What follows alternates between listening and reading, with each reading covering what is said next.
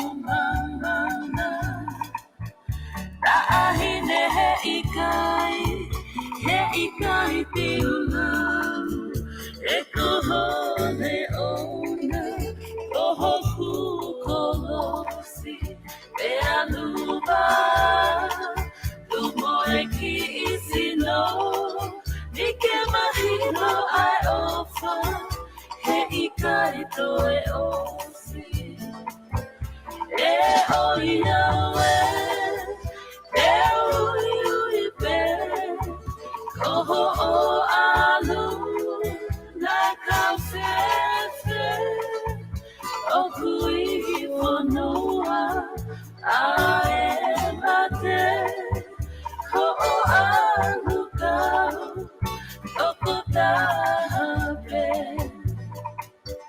Ali mali mai mua Kau ai ha o se Elo se kouna E ikai ke eke I Oku iloia Nei mama Dilala hei lala Oho tona mani Govi e kuloi E fua fua kama Goi a whania He ikai ke ngata Kau foki au I he fuga sola Ta o tali whekau Ki ha o mamana E o iawe E ui ui pe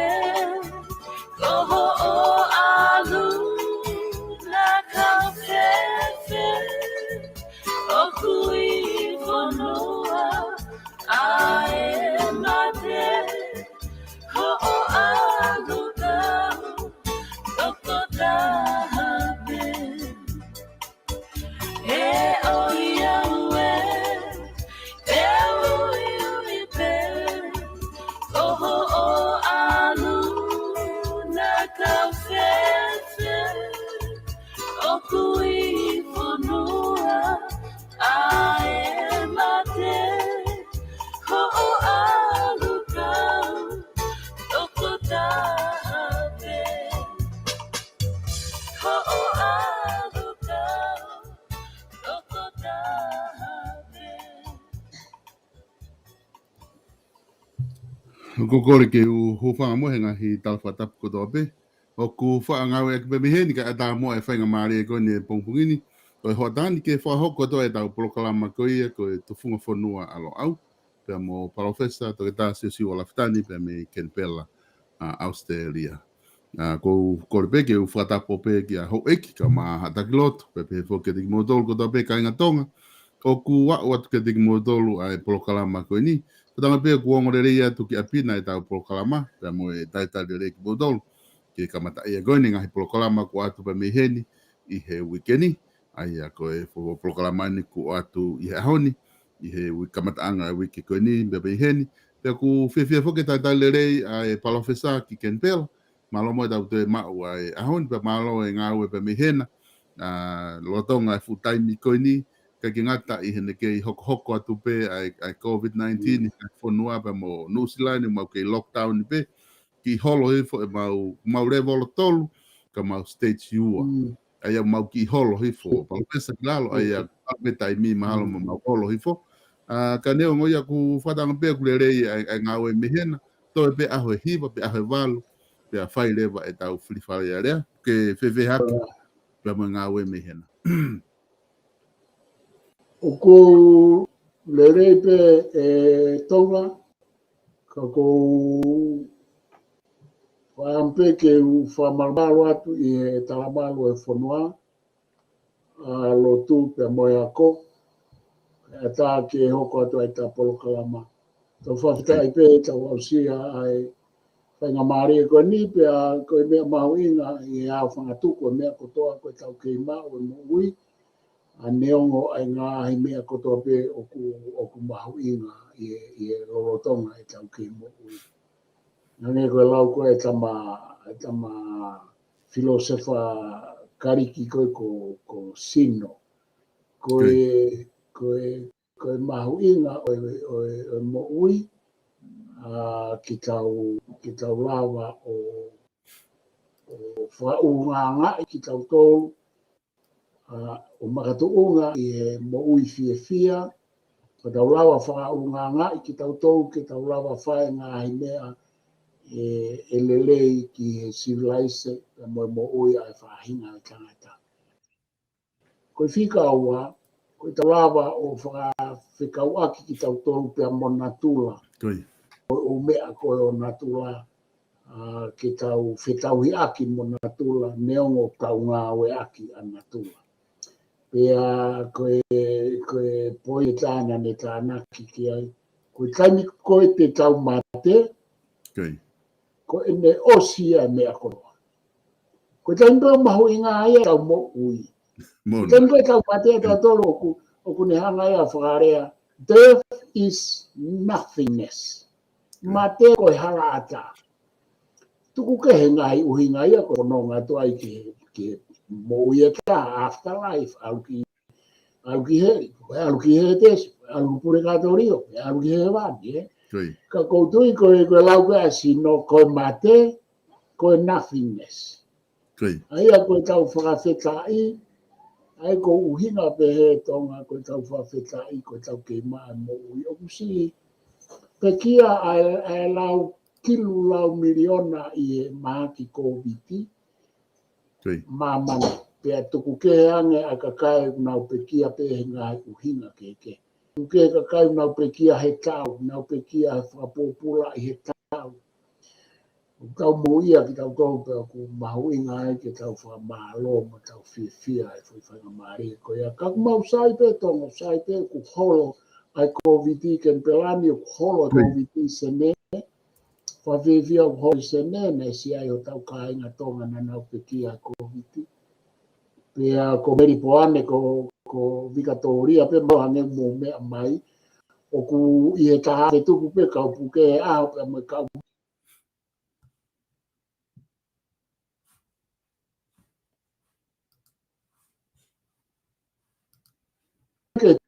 Tuku ai mea kotoa, kua whakakaukau e kau takita, koe whakaukau whamaman lahi ke tau ngā unu. O se tau e tā koe au ke tau e ua, pe tau ngā unu makatunga he mea e ua, makate ua ki koe huhu, koe ua mui mai e foi a kau koe ni o kuke i whai hono a whangatuku mai he kau saini sime kau medical doctors. Pea koe foi ka kaya e ua mahu ingata. Ka koe whok mai ke poini. Koe poini e ua. Koe uloa ki koe huhu. He kenge tau lawa ngā unu, ka pau he kai ke tau huhu. Ka pau he kai ke tau huhu, te tau tō mui. Te ke tō mui, he te mau alo e mau tū o uaki, alo e mau tū o ua, alo e mau tū o tōru. Te tau huhu he tau kotoa pe o nge koe huhu flu. Ka koia koe hei kai ke huhu uaki huhu hua hua tolu mo huhu whakatau. E au rewa e whakaofa ki nau tolu i he alu a maamani he marginalized ki nau tolu. E ai nau tolu reo ku hangi hano lau lanu i ki nau tolu i he ume alahi o ngā koe nau tae huhu. Ka ko hangi e pe koe toi umahaki ke ku pau ke tau huhu. Koe whika uau mui mai foi a kau. Kau whawhetai e tonga ki he kau sainisi me kau medical doctors. Kau sainisi me kau medical doctors koe o nau whai ho nau whatongia to tonu. Kau sainisi me kau medical doctors o nau whai e nau whakapapau. Koe fuakawa kau sainisi me kau toketa. Fuakawa kau sainisi koe nau whakatotoro. Kau ataina ke mawe mo oni mo ilo ki hamea. Peto ngā au e mai e kau public, me kau social policy, me kau haki hono whau ai umea kia ke umea ke. Koe kau medical doctors, o kunau fuakawa, te nau whai ai whaka mo ui, mo tokoni ke mo ui, ha patient mo ha clients. O kunau fuakawa he kai ke whai e nau sio whakatau taha mo ha nau sio kita. Koe kau medical doctors ia ke tau tokanga ki ai. Ka pōreo kua kau medical doctors o nau maha nau whainga uhinga whakatau taha ke COVID. Pea koe nau uhinga koe au whepaki mo nau fuakawa. Koe fuakawa koe ia, nau lawe kupu i lea, na e whau ia he tangata kariki, tangata Philosopher medicine, ko Hippocrates. Pea koe fuakawa a Hippocrates o kulau e he kau medical doctors. Pea koe nau lau, he kai ke nau mau i e nau fuakawa. Kau pusai kau medical doctor, kau toke tā whai to o nau tuu mai, o ai nau uhinga whakatau taha, o nau mau e na papu neu e sia e kakai. Koe kakai, koe tau whiri, te ke tauhi ke toke tā na e fuakawa, he kai whai e ne sio whakatau taha mo e na monoloto, te ne whai e ne fuakawa. Koe hea ne fuakawa. Te ne whai hano rei taha, he kai ke sio kita, te ne fuake e ne mo ui ki he patient mo e client. Te ku tau sio tau tori mamani he kau toke tā pe he. Tau sio ke COVID, e tonga mahuinga. Tau sio ke COVID, pa tau sio ke kau toke tā. Mo kau nesi, mo kau health officers. He fuaki mo ui pe he, neu o mau e nau vahe. Ka kui kai koe poini ia koe vahe. Koe poini i he kau health officers, mo kau medical doctors, koe nau fuakawa. Ni whaerewa ho whiri. Te ke whanonga mo mui ke tō taha fuakawa ke ua whai hono loto sio kita mo ne whakau whakatau taha. Kai whai e mea o loto ke ai kau toke tā mamani. Te ko ho mui ke hatama toke tā. Une mau e ne fuakawa hau ia ai mea ne uhinga whakatau taha. O wikai ke whelotoi pia mo kau toke tā. Pia mo World Health Organization, mo United Nations. Ihe fwoi ta whaake mo i le. He ko lawe ki ai e tonga no maho i ngā hei ku whai whela awaki, ka e mahino i mamani, pia mo tautou ka kai tonga, i he mea koe no ko lawe kai, ka te whakafo ke atu tonga, maro. Mone apito, Professor koe taha pea ngahi mea ku, ai aku mau tuu whukatai ni mi ku hinga mau holo hei whakoini i New Zealand o stage ua, i he lebolo tolu, ko i ngā koe mahino na e ola le campaign ko na fai pre anga ke tau kai nga Pasifiki lava ke tokolahi e huhu o au ke peseti aia ko ne tu ko da ni mahalo gwe fai nga peseti o ku palani ke pre anga nusilani ko ma wa pe ki ai pe lava le vai ke fa atare va ai fonua ke lere federi hai pe ka u puke e vai la si pe tak toka nga ene mo ui kai lava ke function lele fonua pure anga ngai business ina nga we kai koloa ku malu i ke tu unga fa fi mari e lava malu e to la hita me to la hita ko fonua ko de me mahu inga ia professor Itonga na fa hoko ai conference fa muy ko ni ai pure anga na lava ke declare ai CEO o ku ikai ke ia ha COVID-19 Itonga ai ko ki to taha koni na fai hono tala noa I na lava ki hanga he CEO declare ko historical case ai to taha koni o ko ha new case ka ko historical case ai na kai ki alange to taha koni ki tonga mo infectious mo vailazi kana e folau pe ku yai pe a historical case I hono DNA o pick up hemisini pe ko ha me ku o ku COVID hanga na wakai ko me lele I ne whakaukau o sayang ke alete tonga mo na tu mateu te ria na toki na to fai ngofua e me apea to ma CV ko new cases ka ku osilahi ne mofere ki he community tonga ana pe he ko ngon fa ke fia ia professor tunga o ku ai COVID-19 I tonga ai Io ko e tonga o ko ui au o ko ui ki e ka wako I loa o tonga mo ka wako ko una wako ki tonga na whatotolo ki tonga ke nau hu mai ki tu e ngai uhinga ta ko mea ne o kau kawei mai lo au fu loa talo e mau kamata ta ko uhinga ia tonga o ko talanoa ma pe ta polo kalama I wiki ko to ape uhinga ia o ku ke talanoa ma ai pe mo professor no foto aka pe ko ui ke kau ako pe ko ui ke kau matao tao ke nau kau mai I he talang whakafonua pia mo whakamāmani lahi ki he tau uparo parema. Koi. Ko ui e tonga he ko uia, hange koe ni koe mea kou hoko he COVID. Kusai e tau whakauhinga tau tōria ki he pure hanga i tonga. Pia tau whakauhinga ke toke tāsiare a ka ua. E tau ave e tau tānak whakaukau mo e tau whakahanga. O kulele i kai whai, ka koe mea ke ako he kakai ke nau ai i he ngahi uhinga lele. Koi. Pea whai i e uhinga o ku kei whakaapa pe ai whakahanga ki e toke tāsiare a kauola. He koe matao taoia i e fo i tawhaaki o ku iai. Koe ku wakai koe niu whemau e kakai ke tau. Koe umea nei whai e he tahine kuini ko kua la ako ngā whanua kuini sālote. Ke tau takaha ilo a ia mono ngata ama. O kulele e tāranga he Facebook, o kulele e social media, o kulele e whakanga. Kai whai i e wha i ka wei kou la mo e whakaapa-apa. Hange ko toke tāsiare a kau ola.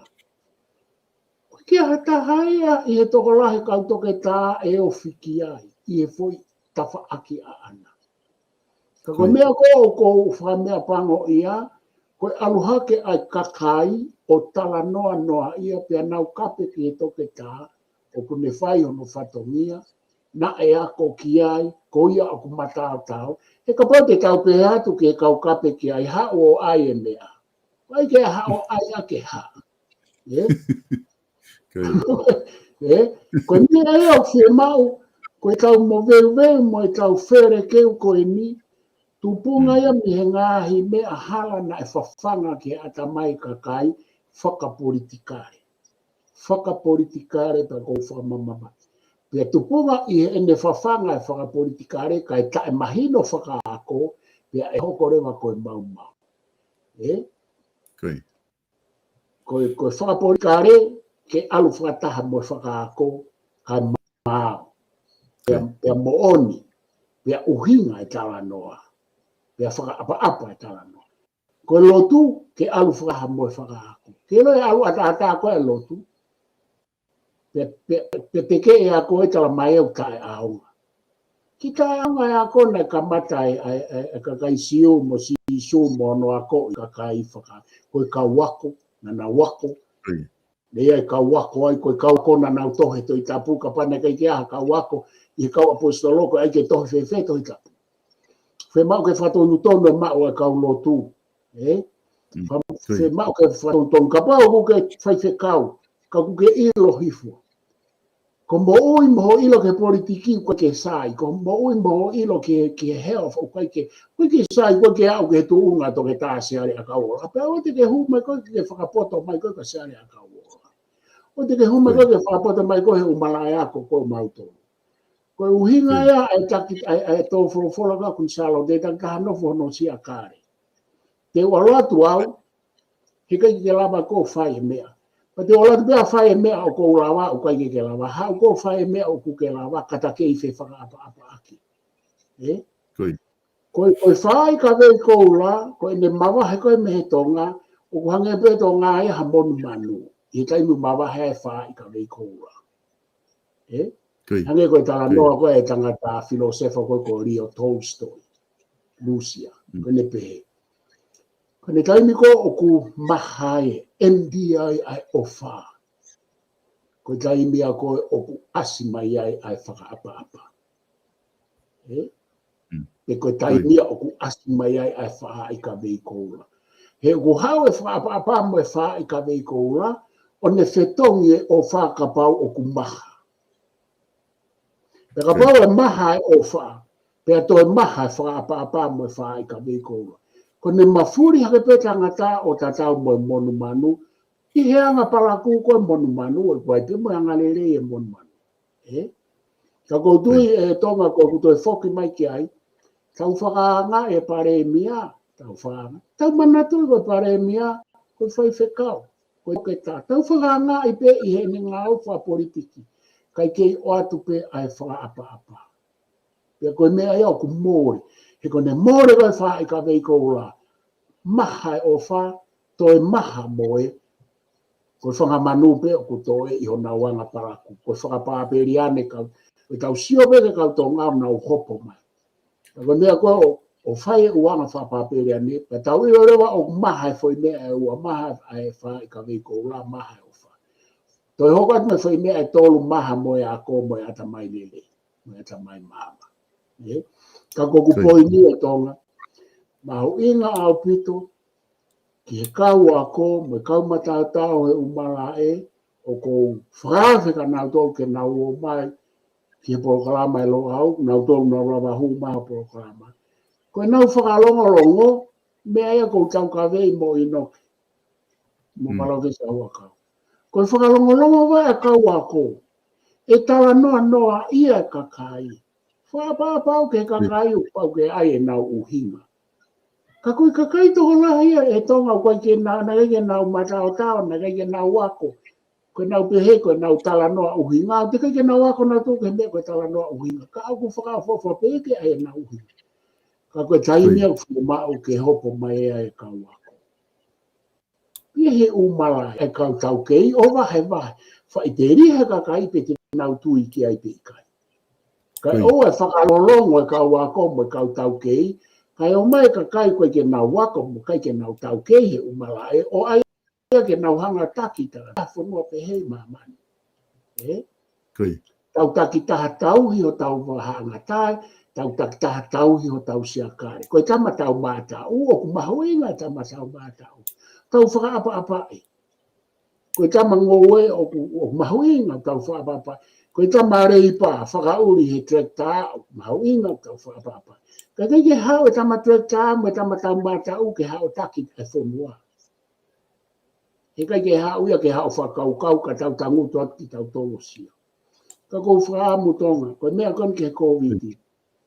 Tau whaanga e toke tā seare a kau ola mo i kau minister, minister moi. Ka koe whewhine ko iana e nā mawako he ni nai hen. Ko hono mala e, o kui kai kia hata, maha koe toko tua peo toke tā he mala e koe o health. I management na iai a toke tā Ameria. Ka ki si o koe ke tau hanga, koe taimi koe na tau tupu hake ai, na tau hanga whaapa e kau ako. I he nau mai o wahe mai e nau ilo mo nau poto. Na tau whanongo ki ai. Koe ahonia, koe te hata hai e vare. O whia mau ke ai mo meniti te vare, ta mai Socrates pia mo Aristotolo. Ta mai Socrates, mea pia taha ko ilo i, o ki kai te ilo ha mea. Koe uhinga Socrates i, mea pia taha ko ilo i, o kai mo taimi ke vare, ai kai lava ke whanongo. Moako. Tala mai rewa e Aristotolo. Koe lahiange e te ilo, koe lahiange e te ilo, o ku ikai ke te ilo ha mea. Koe mea ai, o koe taimi ke tau ware, ai kai lava ke tau wako. Ko koe ke te hata hai e ware he taimi. Koe uhinga e ware ke tau whanongo, pa tau whalongolongo, pa tau whaapa-apa. Ka te whaafoke atu e tonga ko ngongoi, whange ak whai malanga.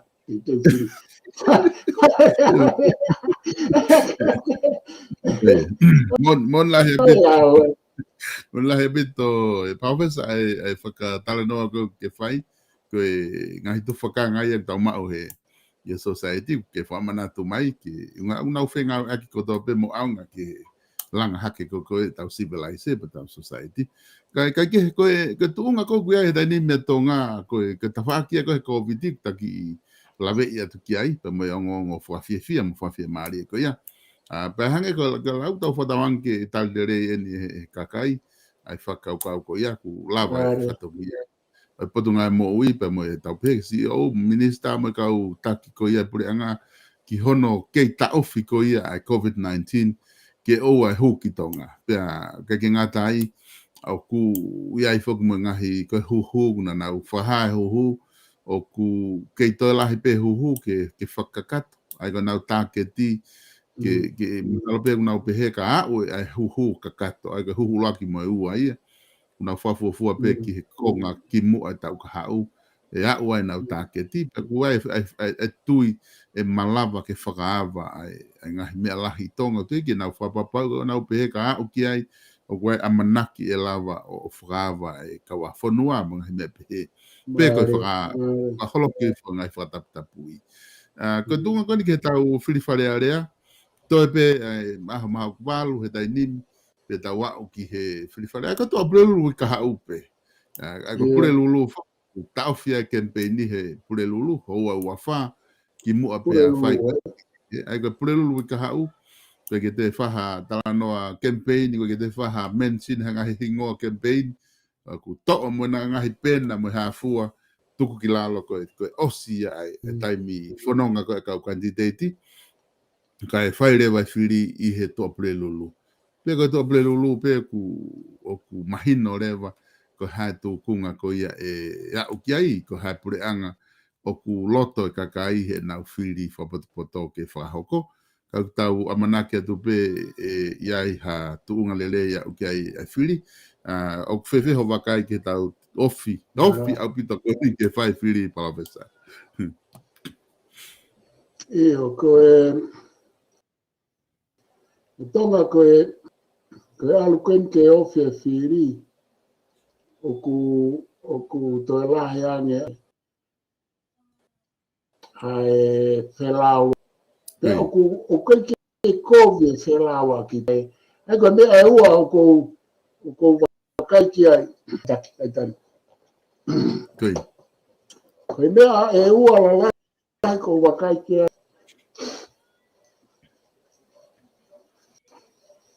I alu koni ke ofi e whiri, koe lahi e whelau aki, whaafofa pe lahi te urawe ki ai ki hamaala. O lahi whelau aki, mo e taulau, mo e tālanga, mo e tālanoa, ka te uki whawaigeike e whoi mea koia, pea mo e lahi ai mo vete, pea mo e paki, pea mo vete ma paki ke ko foi tolu ko ia una taha pea ko ta fa ke taha ko lahi ai lau rea pea na sai de ke au ko pa ko lahi lau rea pea talanga pea talanoa pea ti whakawhekiki uhina ka oku i kai, koe lahi lau rea aia koe lahi i he taulau, mo e whakamā. Ia koutui koe ume aia oku tau whuumau lalo ai whakalakalaka e politiki koe tonga. Hena e pehefok e profesa putahe. Koe ieni e ko malawa ke political consciousness, political awareness. Malawa ke kakai wha politika reo na tālanga. Na whaka uhina. Koe foi mau koe tā noa a futa. He nai tō tonu ke ne whare ai polokarama mo a ki risi. Ke mo kauteke whakate mo karati. Ke a ko e kakai ke nau tālanga mo nau tālanoa mo nau whaka uhina māma. Nau kui kai koe nau taulau mo nau whakamaulau. Koe foi vai angai a futa mo Samuel Aklis Pōhiwa. Pare mea ko pekia, ko na pekia lo oka ko whaapapa kia. Nga whakaaiai kakai ke nau tala noa. Ke nau lau rea wha politikare, ka nau ilo ke nau totonu mo nau hama. Ka nai kai ke ai o ako. Peka mea rewa o ku hoko ki ai, ko e tau lau mo e whamaulau, i he lau rea o e ahoni. Pea ku alu e fo i mea koe atonga koe ke aluia ke sai. Ki le tau nofo koe mi. Koe whakalakalaka koe o mo ui whakapolitikare he mea koe freedom of speech mo e tālanga. Oku iai e ngāhi vai anga, e ngāhi miti a lalahi, e nau whakahaita. Io, ka paute ke whakatokanga i New Zealand, hange koe ni. Koe tālanga koe ai kakai whakapare, oku whakalakalaka he makatuunga he ngahi uhinga whakakonistutone, uhinga whakatemokarati, uhinga whakahako. I he mea koe tālanga whakatikare he whanua koe ni. Koe kakai tālanga noa ia. Ka koe mea kou mālohi, koe mea kou mālohi inu sila moen, koe alu ai tālanga ke whakaako ange ke maama. Koe vai anga ia koe mea kou hoko tonga. He tau e whānoa o mai ke ahoni. Ka ku asia he whiri. Whatonga i tonga e whoi mea koe ni. Talo e tau ririu whakate mokalati, koe whoi whiri uruai, sai. Whoi whiri hono ua.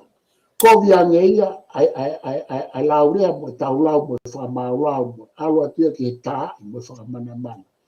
Toi hau ke whiri hono tolu. Toi kovi ange hono tolu he ua mo uaki. Tau hau en ke whiri koe ni. O kui kai alu ke sai e mea ia koe tālanga. Koe tālanga, o ku kehe me he tala noa. Tau o wha ai pe whokope. Tau tala noa. Mea mea koe tala noa method mai ai toke tā Stephen Halapua. Ka keke whahata noa ai ke he tālanga. Koe tala noa o alu whakataha mo e tālanga. O kui kai kia mea koe tala noa ta e tālanga. O kai kia mea koe tālanga ta e tala noa. Ka koe tala noa mo e tālanga. O kai ke whai hatau lau mua whamau lau. Mua whakaongongo kowi mua whakauhinga kowi. Koe tālanga mo e tala noa he whaunga o tonga, te apua e ngahi o wau o whakahoko ai tala noa malanga. O ku whai i e anga whakaapa wha i ka vei kou, wha i ka vei kou. Pa koe sia ke tau te whiri koe ni. Koe ku whehu i. Ko viange te whiri koe ni, he te whiri koe nei toko o simo e te whiri ki mua. Ko te whiri ko o si, na o tonga i tonga. Koe ongo foi whiri e ua koe ni ko o si na aku i tonga, pa na aku kau he upe no rahi. I he whiri, ki he whiri, pia moe pōne whai ai he whiri, i he whiri whakao si. Na aku i tonga ai. Na mau pē noro i he hau e ngai, ai ngā hioa ai whiri. Ko viange ai tau lau mo whamau lau mo whamanamana he foi whiri whakao si. Pea koe me ani o pe. Na aku hanga o si, na aku hanga tau kei pea mātā lahi i tonga. Ai mamahi koe, ai teu pe ke ai e foi mau. Na e whakatua he patoa ai e u whakauhinga ke whae mau. I he kai ke mau e foi fie mau koe na nau fie mau. I he whiri whakaosi. Pea koe taimi koe nei ngā unu ai kau tama, pea toi whai e foi whiri koe nau mau. Ko ku poi ni tonga, o ku i kai ke alu ke whakalalakan ke tau tālanga mo tala noa uhinga. Whaka demokalati mo whakaako. Ko whaka demokalati mo whakaako, kuna alu whaka. Ko umeo koe ke mahino, koe ke hamea koe whaka demokalati tai whakaako. He koe demokalati na e whanau i he ako, koe ako na e whekau aki mo demokalati he me tupu. Ko umea ia koe mau e ke whakamaala. Koe tau alu kane tau te whiri koe ni. O koe ke matangi le rei e whahinga a tau lau ia mo whamau lau whai e tau alu ke whiri he mama o ia me tālanga uhinga mo e tala noa. Pea o kutoe lahiange mo veu ia kutoe humai mo kau taki lotu ia. Tako kau taki lotu ia o whakapolitikare mo nau to. Kau taki lotu e ni. Pake sio ke foi mau ko ia tonga. Ko mea ko toa pe ia he tau e whanoa na whai. Na e ai e Samuel Akris Pohiva mo patoa. Ko foi lea ko toa pe te ke whai e whakapolitikare ia. Ko foi palo pare malahi taha ia koe. Pea o kufie mau ke whakamaa mo whakasisi. Na e ai e Samuel Akris Pohiva. Mo e patoa pe aku nau ai pe te nau ai koe ke ilo pe e tuku afe. Koe nau mea ngā au e whakapolitikare. Pau te ahaka mo ngā kulupu oku nau whai e mea tatau nau whihanga hangai. Koe lea ko to hange koe ni tonga. Foi palapare mai o whe mau ke whai. Hange koe ni, koe mea koe ke COVID. Koe mea ke whai toko na tapu. Oku whakapolitikare ai mea kotoa pe. Ai a haia ke politiki. O kuia ia mea koe tala noa uhinga tau ataina pe ia te ia. Na whai polokalama mo toke tā. I huke ko si leo nai tasi haponoa. Ko toke tā reo nai tasi haponoa koe patoa. Na whai ma polokalama, koe me polokalama ana i e tau tupume. Mo ia ngai uunga ngā. Koe lo au me tau. Lo tonga koe ma polokalama, ko ate foi whakaata koe miho koe ke mahino ke kakaia po koe hae whakapitikare kuna tano.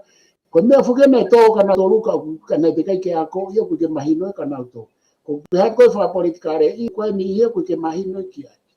He koe taimi pe uri mai a he koe ne tae mahino e ni tō. Koe ne ri mai pe fo i siu ia me pure anga. He koe mea he whonua.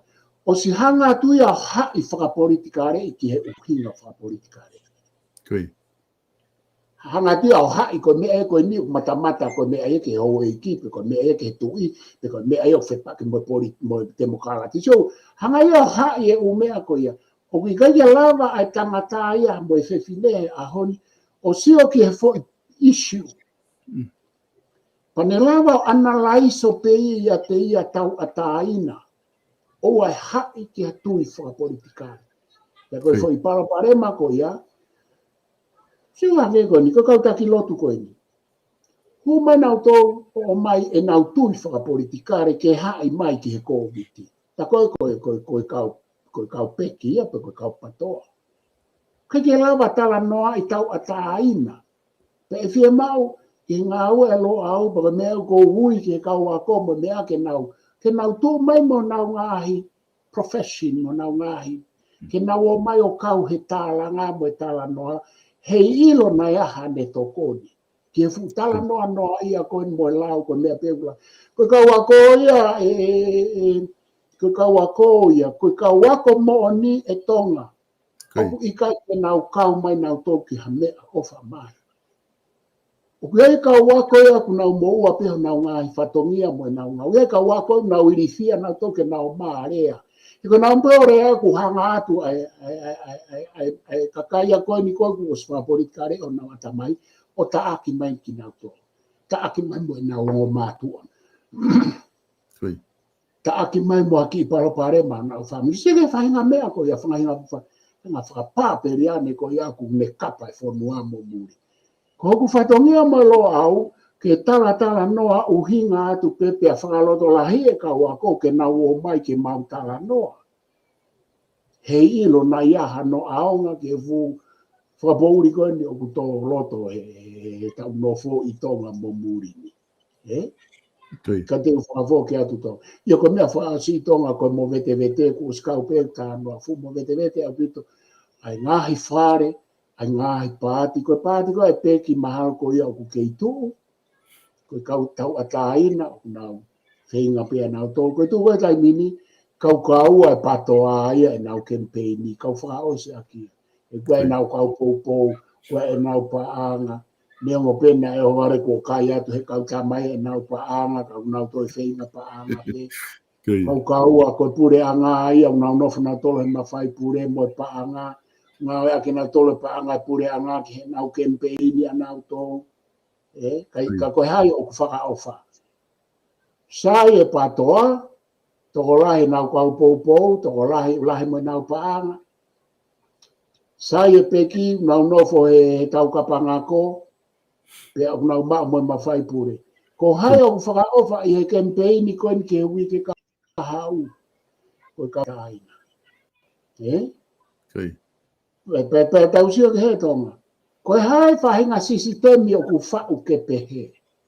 Pe tau tala koe te mokalatia. Ai whakaofa e kau tau ataina. Koe ke aha nau sirina nau tō ke uo moia ko nau ngai wahinga. O hangi e koe kau wharearea. Sai kau wharea. Kau kandidate katoe kau wharearea me kau kapineti nau. O si ai nau uproseki. O si ai me nau lau kilu, lau mano kau no pere. Sai me kau no pere. Kai fefe, pe koe patoa. Patoa na nau pureanga, na nau whai e fumea koe, pa koe nau kau whongwhonga, kau he wharearea, nau kau he paanga ia mo proseki. Nau kempeini ake. Kai fefe, kau tau ataina. Hala he fika mo lau konga. Kai whainga te makahalati koe. e tau teu whiri koe, tau teu whiri koe niu koe ke maa. Talu e tau iri mai whate mokala, ai, koe iri whate mokala, tiko tau iri koe, koe no, tau iri koe mo veu, e nā tau oste mokala. Koe, koe. O tika teu whakawhoke atu tonga maa. Maone apito, malo apito, pawhesa ko inga koe, ka taki I lawe pe fokia ke ta whaako ni tau te whiri, te uhanga atu whoke wi ka hau, ai au ku kai whoki ta tala noa tau ai he kau hingoa, kau whirika ku hanga koe ku ke whakaha mai ngā hi mea koe o kulotonga hoko, koe peni ihe ku nau o mai ngā whihu, I whika ki mea mai taimi o futahelu, mo ngā hi mea mui mui ke akilis, ka ko inga te lo atu ai taimi ka ko pehe ke ta foki ke ta konstituto ne ki nga ko te nga ko ni ta taimi ke ta foki ke ta konstituto ne hoko atu ai ko inga ko e wika ha o ko e wike ia te tau tatu ko e tau fili fale area I he programa ko e wika ha o pe faile vai fili I he to prelo Io, malo tonga, mau inga pe mai uwhehu I koe nā ka hange ko ho wharea ke ta hoko atu ko o whaat ka ki moutou ko tō pe mou whehu I mai ki a ngahi mea nā ki tawa noa atu ki ai. Ka koe tui tonga koe wike ka hau te tatoki sio ai ki a aku wakai ki a ngai tuu ai u whakawāhenga pe a moe kau whafofonga eku ke mo tu ai ngo pati ki te whiri te kai ke fu o tata ta no mai te kai ke fu la ve au ke o mea ko ia paton ki au ke whiri mo hu ki loto ka te u foki mai ke ta kon instituto ne mo fa more pe mahalo ange ko tata ki fai tonga to mahalo ko tau taimi me o hobo ngā I tā nak mai mo te ui ka koe ni ko osi whahawa ke ta konstituto ne tonga. Koe. Na tau ngata I he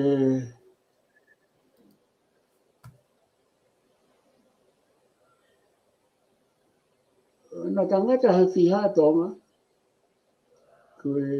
koe sea na ta hau ki he o kupu o noua ngai tutu ne wharearea na ta o spasi ai Koe. Na ta hau ke ono tolu ke ngai mea to tonu kau ki kau no pere I kai hoko hataha ke tuu ngai kau no pere o ka pau ku ne whaha pe vare pe o ku whakatapui ono ua furu mātolu o kupu koe uloa ki ia koe ua o kumofua ki kau no pere ko toa pe ki kau ki whiri I he whiri whakafofonga no pere e whai mo hu ki area ka pau ko whiri ia o hange koe lao. O tuna tau si alu ki ai koe ta hoko te ni tonga ki he ono whaa Koe, ngahi mawhai ko whiri, e kau whiri. Koe ono whaa koe taha tonga ko toa pe ko ka kato hono ta uo fulu mātaha. Pe lahi ange, o kui kai ko hano pere, o kui kai whaha pe vare, pe o kui kai whakatapu ia e hono uo fulu mātolu o e kupu, aia koe kata koe kupu ia ki ngahi mau lao mo e hafua. Ka pau ko re sisita ko hataha whiri, o ku pau ke ngofua ke me kau ki he whiri o kau whafufonga e ka kai ki he wharearea. Pe e aho ko tutu uni ke whai ai a whiri, ko pau ke whakaataia me hano whakailo ko uhi ko ha mo ua. Ko tui o ku mahino pe ia ai fo I tau ataaina ko ia. Koe tau ataaina koe tonga koe ki he ono ua, mo ono tolu, ke kau hataha ki he whiri wharearea whakakanti teiti. Koe fo I mea maho inga pe ua o ku fua aki ke ngofua, kai ngofua ke kau. Koe mea pe koe ku fua aki, koe ulo aki ke ua e whaha, koe ua ke ua e iaha no mo ua whai hia. Koe no mo ua tai totongi, pe na e mo ua pe koe hawhai ngā wharea whai ki iki koe. Ko tau hau koe ke kupu ono wha. Ko tau hau koe ke kupu ono wha, ko konga uluaki o kupu ono wha, ai para kalafi uluaki, ko toi tala noa ai, pe pake manatu I tonga na kulave ki ai ta polo kalama ki mua. O ku ikai, ta tau pe kantiteiti ia mo taha whiri. Mawhai o I kau whiri. Totonu o I kau whiri. Koe whahape mo ua whai hia. Pe koe. Fo I mea pe e ua. Koe ha o kutu upe he ai e koni stu tone. I kai ke ne toi omi ha u mea ke. Ta tau pe I he tau koni stu tone, ta tau pe koni stu tone a Amerika, ta tau pe koni stu tone a France, ta tau pe he lao a Britania, ta tau pe he lao a Canada. Mena koni stu tone. Koe uhinga he koe foi te fito I whakakau whakatemo ti ia. A John Locke. Koe whakakau whakatemo ti a John Locke he natural rights. Koe totonu whakae natula. Pena ane toi pehe koe totonu whakae otua.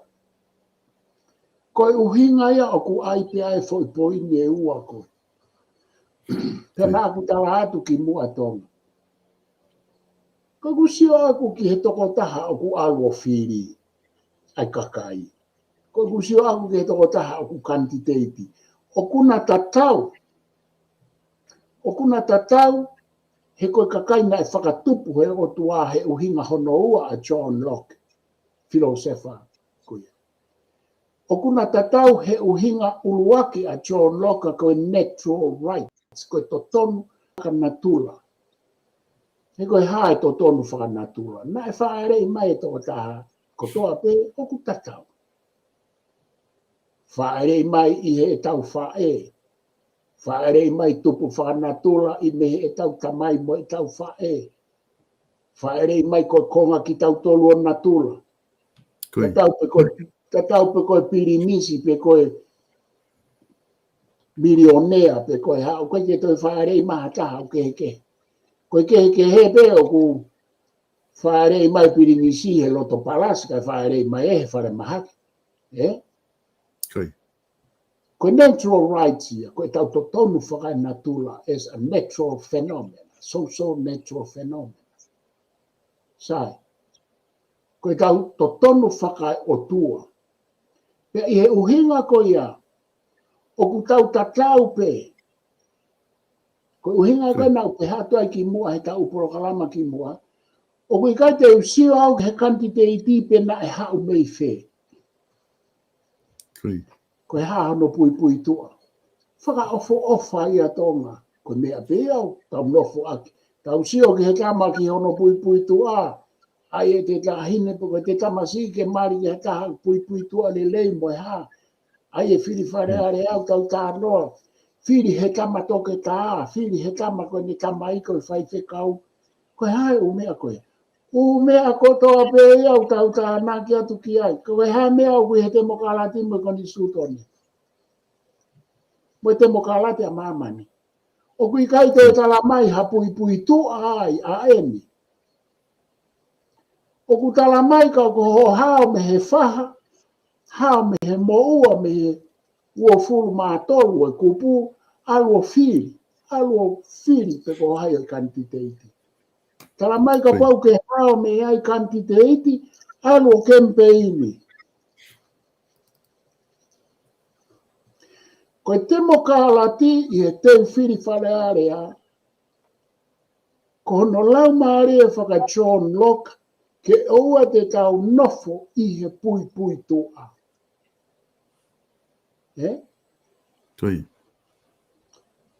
He koe lau maria te mokalatina me hanga whakawhepaki e whakaituunga, mo ai whakaitui a Britania ko John Locke koe tamai. Koe tamai a pena e iku I he me hanga teke ngai mea koe ni, na e hola ai na e turi te tamate I he hatu I Britania pe a hola ki Amerika. Ko uhinga ko tala atu e John Locke.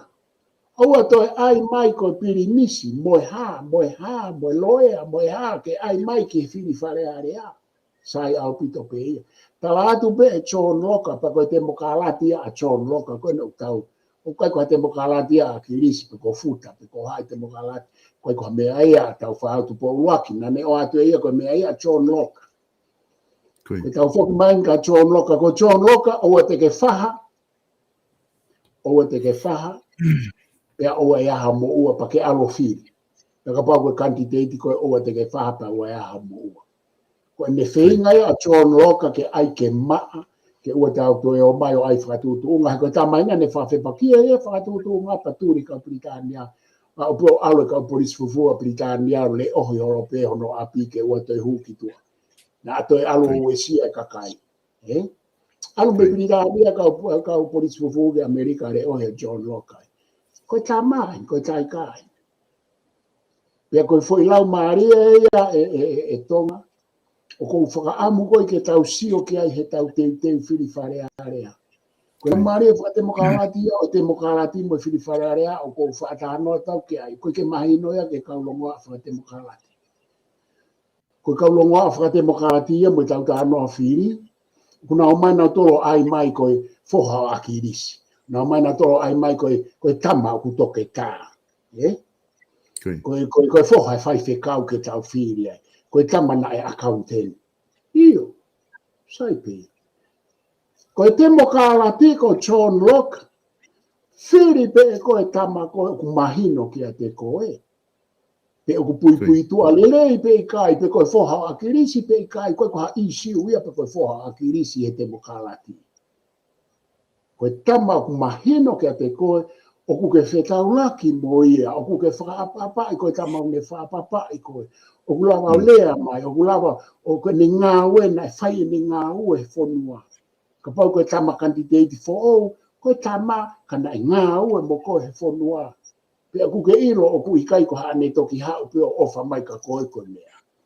O ku pehe e tau no fo whiri e mea koe, i he lau maari e koe ni. Koe uhinga koe ai ai koe, na ai e John Locke ke pehe, ke peluki e lau whatutu unga o whalati pe, ke tau ataina whiri pe, o mai whakatutu unga mo e mea ke mehanga uesia. Ka koe mea tau ataina a koe, koe kupu ia koe ni koe kupu maho ingai mea ono wha. O toku alifo ke konga wha o si, koe kau i he whiri o kau whawhonga i kakai io, ngahi to tonu pe kou awe ke toko taha koe palakalafi wha o si. Ko hataha o kui kai nofo i tonga aia o ku ngofua ke hoko koe taha whiri e ngofua ke whiri i a whiri o ka pau o ku osilesisita koe taha whiri pea o ku lorotonga i tonga ki he whiri. So koe uhinga ia ki hataha o ku i kai nofo i tonga ka o ku iai pea o ku osilesisita pea e ngofua ke whiri ka pau koe tonga ia. Ko tui o ku uhinga pe he tonga. Tau tolu koe mei muri, kau tau o atu, ka aku tau totonu kei tu mau e tau citizen i tonga, pe aku tau iai, pe na tau lesisita, toko taha na nofo muri, o ngofua ke tau whiri. Koutui koe kupu ono wha, kupu mahu inga o pitoini, pe aku tō loto mai ia i he e tau teu whiri. Koe mawhai, koe ngahi mawhai o e kau whiri. Koe mea koe o kou whie lawe whaos ke ai tonga. Ke sio me ngā ake whairea koe mawhai o ko uhinga ati ai. O ku pehe mawhai pure he koni stutoni. Ka koe mawhai o ku asi mai i hono tala noa i koe mawhai uhinga ki e whakalangilangi whaka e topu tapu o e tui. Mawhai whakapolitikare ku uhinga ki he ngahi mawhai whakapolitikare kotoa. Koe foi whakarea koe nina tō tonu ke ua aia koe mawhai i e whakauhinga aku mo e uhinga e rea tonga. Na tō tonu ke aia koe ngahi mawhai whakapolitikare o e kau whiri. Pe ko nau, ko uhinga ke whakawhai ke, he ko nau mawhai kon ke nau whiri, this a political, ko political right to vote, political power to vote. Ko mawhai whakapolitikare, o e kakai, o koe kau taki pe kua nau political power. Koe political writer kakai, ihe uhinga koe ni. Ka te he whau, koe mea ia kou sio ki he ulea, i koni stuto ne, o kai ke maa ala no ngā aki ku whetō kaki, whekolosi aki, whehuka aki, ko mawhai atu, ko mawhai pure, hao e mea u mawhai pure o mawhai, hao e mea koe pure anga whakatui o pure anga, hao pure anga whakatui, hao ia pure anga o tonga, hao e mea ia koe hae mea tāna o whatoka ngai, komisoni, koe mea koe komisoni whakatui, koe hao e mea koe komisoni te, koe u mea au ku mahu inga ke, mahu inga koe ni stuto neke, oe toi fihi mai koe mea ia au ku, koe mea u wheliuri wake au koe ni moe u kapi koe ni ne toton ke ai ke mahino au pita, kai kei te whaafoke ato. Mo'oni apito, Profesa e whamatala koe ni kihanga o mai ko tahenga whamatala mahu inga apito. O ku tatala noa kai he kupu koe ni. Koe hangai koe ku ke os whama ala mai ngahi uhinga ko ia. Kai ki fu mahu inga ngahi pui toa mo mea he whiri ko e kakai. Kai hangai ko lau ko a John Locke. Ka koe konga ini ku koe whai kupu geni Profesa tala noa koe ke he mawhai ke mahu inga koe ke kakai ke mahu inga ke nau o whiri. Ke ngā koe taimie ni ku nau o ai koko o exercise ho nau mawhai wha politikare. Ke nau whetongi e kakai, ke nau ome kakai lelei taha o ku nau tui koe whakapoto taha ia ki whare area. Koe ngā he kapa i kai kupu koe ni, o ngune ange ai fo i mawhai wha politikare koe ake kakai. O ngā koe kakai ni iho ku nau toko maa peki nau tō luia mawhai koe ni ka koe ka hange koe tau fulafula, ka kakai koe pure anga koe o i whare area, koe pure anga ia whiri he kakai, koe mawhai ia ange koe ni koe he mea, pak whakatau wha.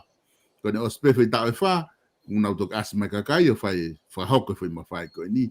Ka kuai e taimitaha tau o toko maa he kakai e Profesa e whiri. Mo ua pena tauria na ahagea koe ne alo ana o hua ne ki ngau e hopa i uta. Pe ege aluia ka tuko e whiri ia. Sai pe kona whiri e pe kau tama koe kai ka wala o ki ngowe. Ka kunga ka whie mao fuke kone stuto ne ke nau e kakai ke nau whamahu i ngā i fwoi mawhai koe ni. Nau o koe taime ni ku nau kauai i he pure anga i he ngahi ngā ue koe ni. Pe whakahaho nau re o mai e kakai ki whare area. I he whiri koe he waftaha whaa e Profesa. Koe, kei lope fuke ko me ko tonga fo abarisi ke toko tahakilu. Ni mamano, tahakilu no mano, ku whetau ake hole lai ne ko ia. Koe wafta whana na e whiri pe toko wha mano, whitu ngā ua whitu.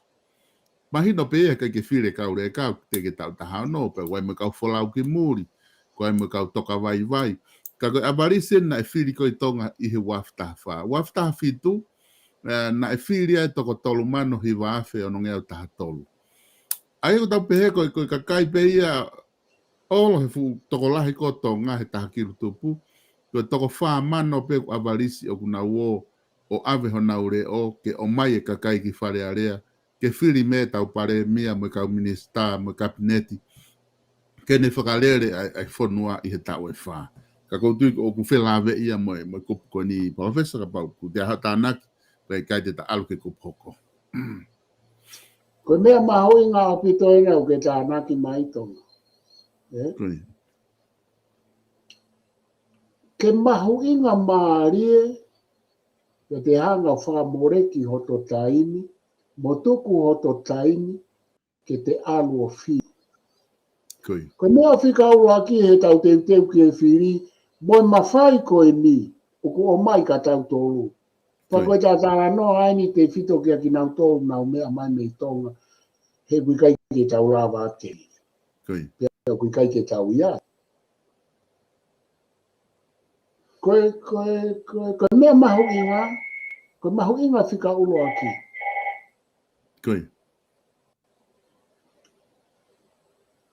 Koe tangata mo se whine tonga i tonga he ahoni. Ai koe e kau he whiri. Ke ne nofo o siofi whakarerei ai toko taha to tonu ke whiri ai.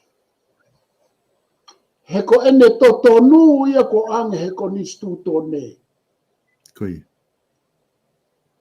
Na e o ange me ia tau whaahau. Kike o ange ia ki risi totonu ko e ni. Ko uketo ke toi. Whakakaukau e te mokalatina e whakatoka ko toa ia e tau whaahau ke ai ke whatontonu e tau tānoa mo mauhara. Hono whakaiki tau tō ngā au e ki ai. Ki kapi atu e. Koe kupu ono wha, koe ke umau puka ha ai kupu ko ia i he konistu tone ta walu fitu nima. Ai ni kure e mai au ono wha he wafe hongo fu, ta tā noa ki ai, ka te tato ki hao ki ai. E tato foki ke ta walu fitu nima. Na ai o mai ia koe konga mahu inga ia o te mokarati. Pea koe fo i kupu ono wha, o ku mahu inga he koe mea ea ku mo o ni. Koe mawhai whapolitikare ia o ke nofo i he foi toe au he fiha koe ni walu pe fiha. Whai ho o lotu, whai ho whakaukau, tala noa ki he kakai, mo whiringi aki, ko hai ke whiri ai. He koe foi mawhai eni ku o atu, koe mawhai pe ia o ku mo o ni, o ku ikai ke pūre. Koe mawhai whapolitikare ko atu, o kai ko atu ke pūre, koe atu ke whiri. Ka kua tala noa i hara fokia he tau e whanoa koe ai ke atu e mawhai ke pūre, ke pūre kua te mukalati, kua pūre anga i mamane pūre ai ka kai. Ke ai ke tonu e tau tala noa he koe ngahi mau hara ia o pouri loa.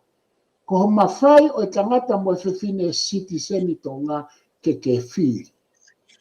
Ko mawhai ke whakaanga i he malumalu o e lao o e freedom of speech. Ko e freedom of election, general election yen, ko mawhai ia. Ia ko ki mua ke whai e whiri e ui ka hau, kupu ono wha, whai hao lotu, whai hao ngā au e sio le rei, hange koe tala noa atonga. Ko ho whiri ko e ni te ke whanonga mo ia fo i tae wha, pēr, whakata hau taimi ke alu whiri o whamai. Ke ave pe hore o, ave ho whiri, ko hai e hu, ka hu ho tangata mo whiwhine whawhetai. Pe ka pau e kai ke hu whawhetai. Koe na ke alu ko tolo makai e tama koe, nai whiri e tama ia koe. He ku alu atu koe e tau mea, tau tole, tau sipinga, ele tau sipinga koe taimi koe. Ane koe whaao koe tau whawhunua ki haa moa. Koko ki haa moa, koe na uomi koe a haa moa mo fiski tō ngā, koe ke tau te hanga o tā nau tō. Koe te tau te whai hama hawhai ngā tō o ngā kōwi ka nau tō. Koe na uo ki fisi mo haa moa au tā he kau fisi. Tolongi mai fo i maka mei tu, au tu mai tamatuki e tau tamatau whawhunua. O ku pehe tau whiri, tau te whiri wharare aka, ko whaamu ke tau mahe me whaito o ngā whakawhisi mo whaha moa ko ia. Ku tau tolo rotonga lere, tau tau rea si pinga koa whisi mo haa moa na nau whai ke tau whawhunua. Ko whie o ku lere he si pinga koa a tau tau i tonga, e tau hia whisi mo haa moa kai ke tau hanga wala, kei neo e nau anga kovi mai, kei nuku ato e tau whawhunua. O whai e no sila, o whai a heni. Koe mau whiri he ni koe hau e i fō. Koe ke whaha ke, takitaha alu e pāti, alu e mau teke e mau tawhaaki. Koe whia. Koe tau whainga ke mau hataha ke hū. Koe lau maari e ia e te mokarati. Tau tōreo tau kei lere, tau tōreo si pinga whisi mo haa moa. Tolo maka ki loto moe. Loto ngai lere tama whangau tuki ia tia mei tu. Kako foki mai tonga. Tangata mo whiwhine whiri o whamai o tuku ho taimi ke alo whiri. E ko siuki he tonga. O koe ke mahino ka tea. Le si sita toko fitu mano whiri pe toko lima mano. Le si sita toko ono mano whiri pe toko tolu mano. Ko whifo i toko tolu mano koe. Ke lo e osi koe ai whiri. O kutoki tō mai toko tolu mano e ka longo a ki e a moe. O koe ke ha uhinga he na longo a he na kai ke na o fili. Fili, kai. Ai koe tato e ahui foe ni ke tatara noa e rei kupu ono ono wha. Fili ko ia ko tau a taina koe ka pau ke pehe ko patoa. Fili he patoa, whafonga patoa, ka pau ke pehe ko tau a taina. Ka pau koe peki koe ke uka wau wai. Te ko hai te fili sa spo hiwa, fili a te vita pulo ka koe ke uka wau wai. Koe poinia ke te au he ta polo kalama, koe mawhai moho to tonu a koe I tonga o ku ke fili, ke teu, o ku ikai ko hame asi ke pehe, nimi mani mo te ua iau ia mea. Koe ke pehe fili. Koe fili o ku te nofo, ka pau te I he tonga tapu uluaki. Tangata mo se fine o tonga tapu uluaki. Ko no fo si o whakaere I fo tau pehe, ka pau ko te vita pulo ka musa spo hiwa. Whai hara lotu ki a ki naua, lotu ki he o tuake o mai aki whakailonga poko hai e ri ai ho mea aku. He koe uhinga he koe tahaya naua e ave koe, e te nau hu fo I tau e wha, o whai mai ha mea ma a tonga tapu uluaki. Ka kui kai koe tama, na e longolongo a pe o tala noa maari e pe foi ta e whai ha mea te kai ke a foi ngā ue e whai. Koe tama koe tala noa maari e he te mokala tita e whaha ngā ue tonga he I kai toi whiria I Australiani he whiri hoko. Mea mahino ia ki he mahino whakate mokala te a kakai. Ko tonga pe ia ko nau whiri pena tole tama pena e tā noa maari e pe ia he tonu e tangata mo mea. Kia toi au ke mea kou, e ko pia, ko hamea o ke toi whiri, seke he uhinga koe ni. Ko hamea o ke tau whiri ai I a sione. Ko uhinga masi e koe, e ko mau, koe ta mau sias whakataha koe. Koe ne tamai, ko ia pe, ko ia pe na e ofa he maongo mātu a, pia, uhinga he koe mau o mai me mo unga one, ai pe ke whakamo unga one me a, e na I toloa mo au, na I toloa mo ku tamai, koe kau me a, koe toto mo oni, koe kau me a na mau ha. Koe ngahi uhinga katoa koe e tonga, koe kia ha uhinga whakate mo ka lati ai ke te whiri ai e tō taha. E koe te whiri I hataha, koe te whiri I hataha o kulea mo ngā ue. Koe whiri I hataha ko I ngā pehe koe wene whae o koto toto mo oni. Koe uhinga katoa koe ia, koe uhinga ia e tae mahino. Ke mea koe whiri whakate mo ka lati. Te kai ke mahino whakaako, te kai ke mahino ai te mo ka lati. Ko whiri bea kuia he pek, he ko uhinga, he mau siasi te a moe, tangata eki pare e mia. Sike whainga mea koe. Whiri bea koe I he patoa, he mai patoa tangata eki, pa mau tui mau toke patoa. O ku makatu o ngā ho whiri I ho mahino I ai taha kantiteiti. Ka kuosi ai whoke me a ia o. O kai ke tau toi koku poini e tonga. O I kai ke tau whai aki e tau whiri whakakonistu tone ai pāti he kui kai ke aha pāti. E o sene konistu tone mo e tatala noa o kai ke aha pāti. Koe mea beu ase konistu tone koe kantiteiti whakatau taha, koe whakafofonga. Na ka pau ko ia, whakawahe, nofo ho whakafofonga, nofo o whakakaukau le lei.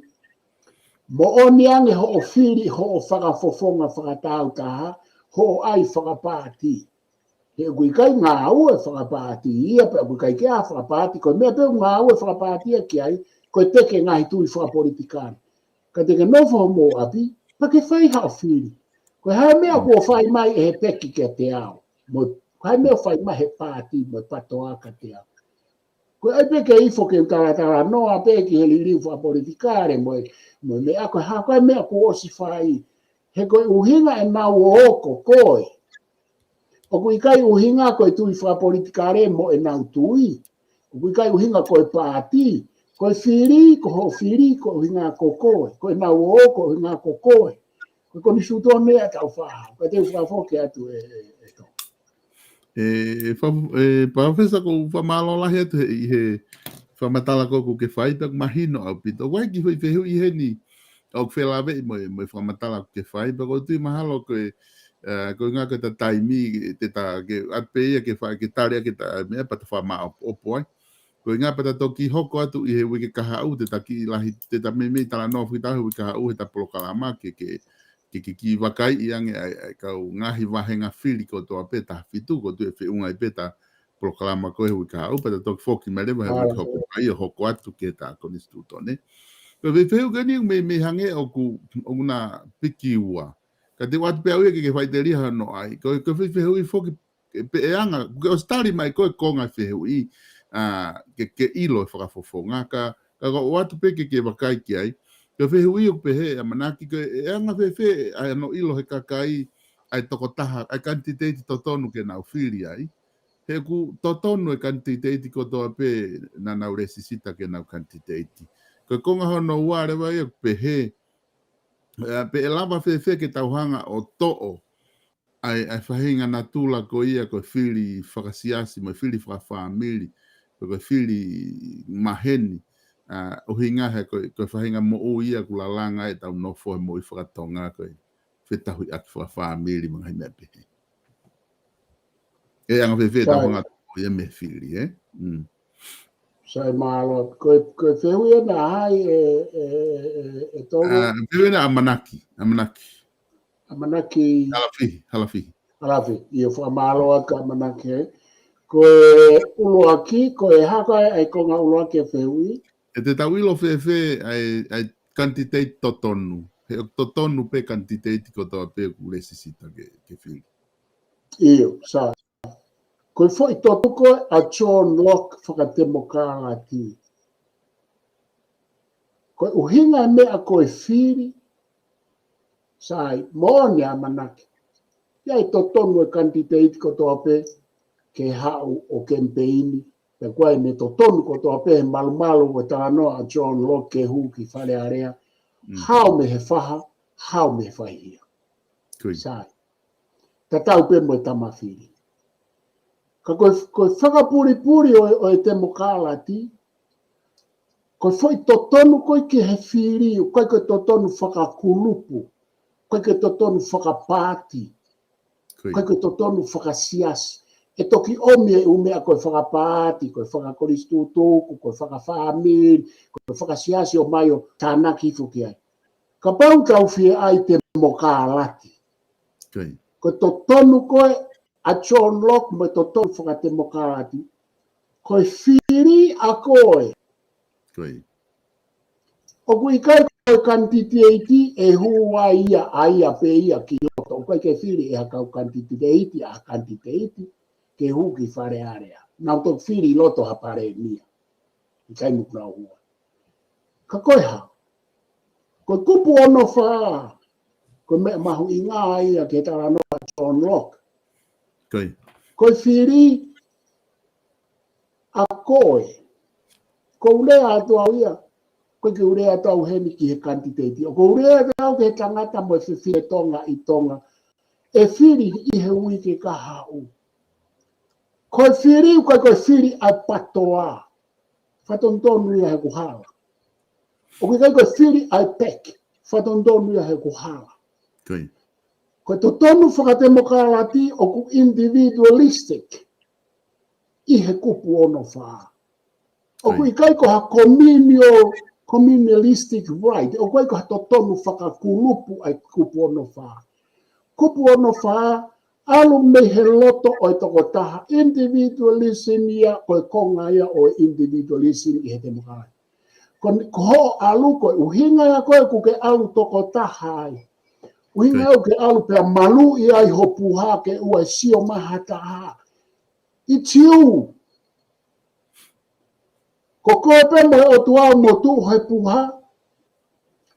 Koe foi taimi pe o atu ai ki a koe. Ko haite ke whiri ai. Ai kantite, ai toko tā whiri. Koe whehui maari ai. Koe tānaki mai. Ko whiri he kai ke makatu o ngai koe malanga i e paula pi veni, pi ukala ai patoa. He kai ke makatu o ngai koe malanga i e pare mia peki. I kai.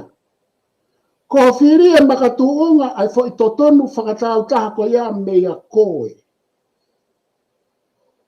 Ko fo i totonu ia ku o atu ia ke ua whakamau i whakae pāti. O te ke tui koe ke tala noa ai patoa, ka pau ke patoa. O te ke tui koe ke tala noa ai eki. O te ke tui koe ke tala noa hatoi kulupu i e whiri. Tui pe koe ke he mahino ka koe, ai ho nofo hifo ko mea kopo upe hatu ai nofo hifo i fo i toenga aho o sio whakarere i tau ai pia se aspo hiva mo te vita puloka.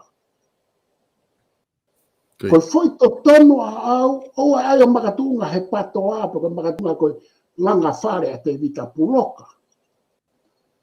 Sio be koe ki a siao si a te ia i ene whekau aki mboko ko foi to tonu. Sio pe ke te vita puloka i ene whekau aki mboko sio ke holoto whare. Sio ke a koe, sio ke holoto whare, sio ke ho whanau. Koe uhinga ena e tau whahau e ono whaake ke whiri.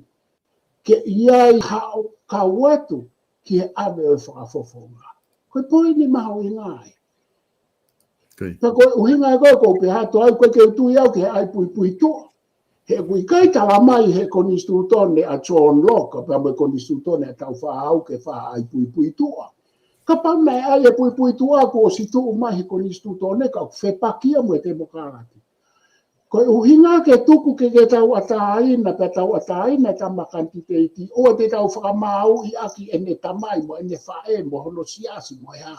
Ka pau e mahino. Ko whiri he ni. Ko sio pe ki he toonga mo ngā aue ai ta makantiteiti. Mo ilo e whiri he ni. O koe kei toi whakakau mai ai e pot siasi mo mea. O mo ilo e whiri he ni neongo ai paati he ni. O kui kai ke whakakau mai hakori si tutuku mo a siasi mo a whaamiri, mo e wene ha me ho tamai he whiri he ni, he koe whiri whakate mo kai, ko whiri pe kantiteiti pe e lea e ne ngā ue pe ngā ue pe nai ha.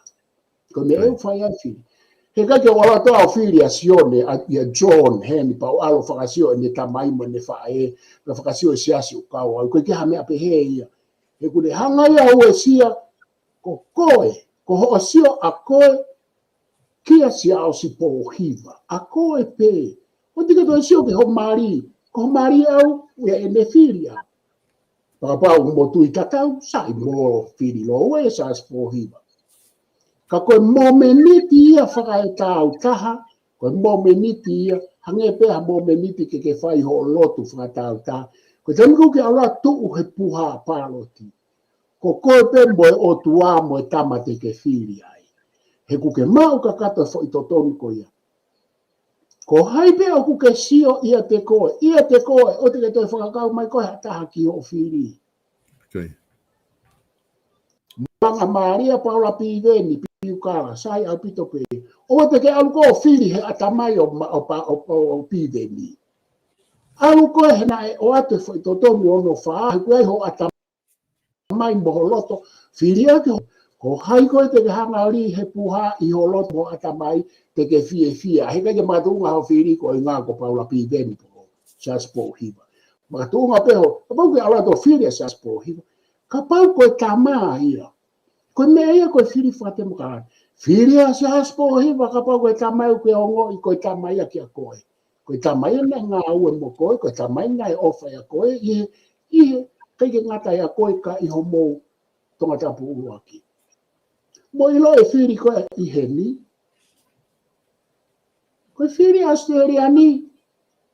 O koe ke mau pipiki mau tau i he lipuo o tae ngata. Ko tonga peu pipiki he pato a tae ngata. Peka pai malo i ake peki pa pipiki a tae ngata. Koe uhinga peu pipiki pe he koe tae mahino ke te mokalati. Koe ni ka whai hala lahi pe ai lipuo o kuna ulo tonga taki. Te mau mafuri ka atoa e whonua pe se ti lahi o whiri. I he rei i he whiri hoko. Koe te mokalati ia. Koe ke makatuunga ia he ai ke whiri pe hange koe mea konu ai he tonga tapuru aki. Ai pe ia ku os whiri pe ngai fo i kolonia ia kolomotu ai whiri pe ia sa aspo hiva o au ke tau tangata hono fia. Koe ke hamea pe he ta mahina ia ke te mokalati. Ta mahina lahi. O ku mahino ka te au tonga. A hono ai ke whiri whamiri pa ko me ai o tonga. Ka ia e taini te tau alu me ai ke whiri hanga tonu tau ataina ke mahino ke whine mo tangata tonga ko ia o ku me whai e whiri ia te ia pe i hene whikau aki mo tama e whiri ai pe mo nau vai. Ka te uwhafoke. Ko tui pe ko tari atu ko hao ko ngā wā o e whiri. Mahalo ko mai kona ko si tari whakakato pe ko e Professor. Okay, malo. Pero di mahalo ku o si mahino le apito e tari konu ke o mai. Ka ko ngā ko te ta whama popo e pe ta plokalama ko ngā ke te taimi. Ka ta toki hoko atu i hewi ke kahau, ko tu hewi kahau te hange ko nā ku tāna ka nai. E mao whainga maaria lahi ai ke te whahawakai. Ta lahi nofu ki tahe koni stuto ne. Ka ki whahawakai ai ke tau ngahi wahenga whiri. Ulaki he tā whitu. Pia e tō whaere e ahataha. Ka ku watu peka pau te ahamete ke te whao maapopu mai kei. Kai te tā maawaere whai haone. Maro abi to tonga. Ko wha maro lahi atu ki e whainga maarie. Pia ko wha maro atu ki mautoru mo kau mai mo maa mo ngai whakaukau mo whehui mo whakaanga. Ko e whamea whango pe ko e ngā ko e tau kaimi. Kai ke lawa ke tari kotoa ato mo ngai whehui. Ka wha malo ki ono omi koe ne whehui a manaki halawhihi. Whehui lele. Oku kanti te iti ha manaki. Ikai, nei oku kanti Na ai te whoke alo I Australiana he tā unika toki alohe wafe wani. Io ne ai pe whoki ke kanti te okay. Io. Kai sai a pito ko ngata anga tonga ko ke te a whaapopo ko ngā ko tau kaimi ko whakamalo atu pe. Kai tuku ke tato ki o ki e moni te kaha ua whaasio hange ko whaarea. Ka porokalama ko ia ko whaarea. Ko ta sio whakalo ku fua i whiri whaarea pe mo tau kau kanti te iti. Whai pe hata no au kai ke hange ko mea e tonga o ko wha o atu. O kai ke u tari, o kai ke u tui, ke u hanga o tau ka vei pe te teke ha whaafofonga. Neonga o kou o whakatoa pe au e kau whaafofonga e tāwhitu pa u whaapapa i katoa ki ngau tō. Ka koa uia, ke he pei au kai kau tamau, au tau ka vei e whaafofonga. Wao whangatoko ua o whaafofonga, koe mau, koe te e ku whiri au kuia ke kau whaafofonga, ka kou tuku pei au i loto ia te au, he koe ne aia, ne o mai ko ni stuto ne ki mea pe aku ka pa na i tonga ko ala tu pe o tu whalongorongo he puha ori ko loto ia ko mea e fufu ko whiri whareare a ko mea ko fufu he loto e tangata he ko ne ki koloa ia o mai ko ni stuto ne ko tu ko mau poloka tolu i tonga tapu ko popo i te au e ku ta mai ko to ta ko to ko whiri mau pia ia ai he taimi ko i tonga ai ka ku te ke no mata haia pe ko ha ko whiri ai ko ha ko mau poloka he ko mahino ia aku ki a John Locke ko mahino ia de mogalati ko mahino ia ke ko distuto ne ko whainga maari mo mono ia o mai ia te au ko au pe o tua pe mo puha paloti ke walo faha ai o loto ko ka te fa po ka tu tonga ko fa ya malo fa mai ta ngawe ka ko ki hoko o ka hoko ka fule ta polokalama te lulu he ni ka ta to hoko ate ta polokalama ko ni i e wiki ka malo. Malo pito e Professor, to kita sosio la tan. Ai polokalama ka ahoni pa fa malo atu ka fanong i ho mau mea mai ke ta polokalama ko e tu funga fonua lo au. Ate mato ki hoko atu i he wiki ka hau.